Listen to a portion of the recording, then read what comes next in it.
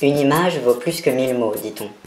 Une image contemplée souvent pour accompagner quotidiennement notre vie peut devenir un symbole d'union, avec des réalités profondes qui nous touchent, nous affectent et finalement deviennent décisives au moment de nous engager et d'orienter notre sentiment et nos actions.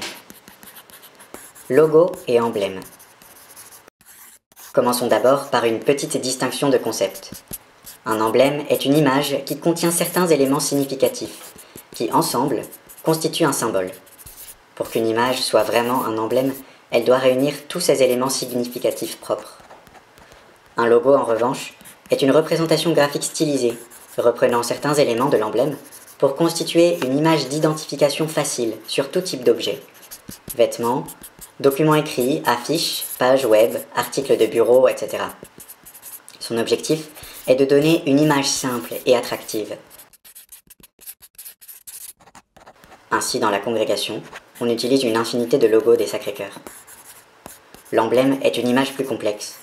Il peut avoir diverses représentations artistiques, mais sa structure est plus définie que celle du logo. Généralement, les objets qui le composent sont représentés de façon réaliste, alors que pour le logo, les formes sont habituellement stylisées, abstraites et purement allusives par rapport à la réalité représentée. Le secret de l'emblème réside dans le mystère auquel il se réfère. Voyons maintenant comment sont les éléments indispensables qui ne doivent jamais manquer pour qu'une image soit considérée vraiment comme un emblème de la congrégation. Les éléments de l'emblème des Sacré-Cœurs. À partir des représentations de l'emblème des Sacré-Cœurs qui nous viennent du temps des fondateurs, nous pouvons identifier les éléments suivants. Tout d'abord, la couronne d'épines. Ils tressèrent une couronne d'épines et la posèrent sur sa tête. La couronne, composée habituellement de 3 branches d'épines, encadre toute l'image, en cercle ou en ovale, et entoure également le cœur de Jésus. C'est la couronne d'un roi dont le royaume n'est pas de ce monde, et qui n'est pas venu pour être servi, mais pour servir et donner sa vie pour la multitude. C'est la couronne du serviteur souffrant, qui supporte les moqueries et la torture. Ensuite, les 2 cœurs unis, les cœurs de Jésus et de Marie. Ils virent l'enfant avec Marie, sa mère, et près de la croix de Jésus se tenait sa mère. Ce sont des cœurs de chair. Les viscères nous parlent d'incarnation, du comment Dieu prend notre chair, naît d'une femme, se fait notre frère. Le cœur s'entend au sens biblique, comme le centre spirituel de la personne d'où surgissent l'amour, la bonté et la miséricorde. Ce n'est pas un cœur seul, mais 2 cœurs, car ce qui se passe entre Jésus et sa mère réalise et manifeste l'œuvre salvatrice de Dieu, à laquelle Marie a été associée d'une manière particulière. Le feu. Je suis venu apporter un feu sur la terre, et comme je voudrais qu'il soit déjà allumé. Le feu exprime le désir de Jésus, le désir du règne de Dieu, désir de tout transformer par amour. Le feu embrase les 2 cœurs, car Marie participe aussi de ce feu dans sa foi, à la suite du Christ, elle qui conservait toutes ces choses dans son cœur. La croix sur le cœur de Jésus.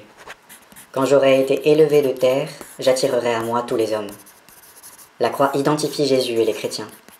La croix, c'est l'arbre de la vie où le grain de blé meurt pour devenir fécond. C'est le sommet du conflit et du refus, mais c'est aussi le lieu du salut, du pardon, de l'amour. Comme disait le bon Père, nous serons toujours des fils de la croix. La blessure dans le cœur de Jésus. Ils lèveront les yeux vers celui qu'ils ont transpercé. La blessure provoquée par la lance du soldat dans le côté de Jésus crucifié est la source de la grâce et de la vie, selon l'interprétation des pères de l'Église. Par elle, nous avons accès au cœur de Jésus, comme dit la tradition mystique depuis le Moyen-Âge. Ce cœur, qui a tant aimé, c'est un cœur blessé. L'épée transperçant le cœur de Marie. Et toi-même, une épée te transpercera le cœur.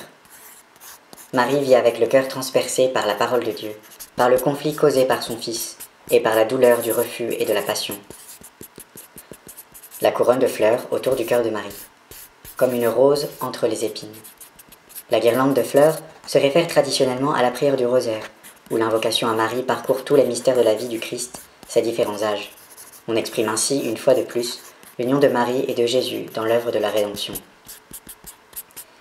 Étiquette d'identification ou signe indicateur. Nous pouvons nous intéresser à l'emblème pour l'utiliser comme étiquette d'identification de notre congrégation. Elle nous servira alors pour dire « Nous voici, nous sommes les Sacré-Cœurs, à ne pas confondre avec les autres ». C'est bien d'avoir des signes externes d'identité. C'est rassurant de se savoir membre d'un groupe qui sait se définir lui-même. Nous-mêmes, à la Maison Générale, avons placé depuis peu devant notre façade un grand emblème pour indiquer que c'est bien là notre maison de congrégation. Cela me plaît. Cependant, le plus important de notre emblème est qu'il puisse nous servir de signe indicateur, c'est-à-dire non pas tant une marque, qui focaliserait sur nous-mêmes pour dire qui nous sommes, mais plutôt une flèche, qui nous indiquerait jusqu'où nous conduit l'amour manifesté dans les Sacrés-Cœurs. L'emblème est une invitation à suivre Jésus, à faire nôtre les attitudes, les choix et les œuvres qui l'ont conduit jusqu'à l'extrême d'avoir son cœur transpercé sur la croix. En définitive, c'est comme une question qui ouvre un chemin par où nous engager. Que se passe-t-il dans notre vie lorsque notre Maître et Seigneur est un roi couronné d'épines?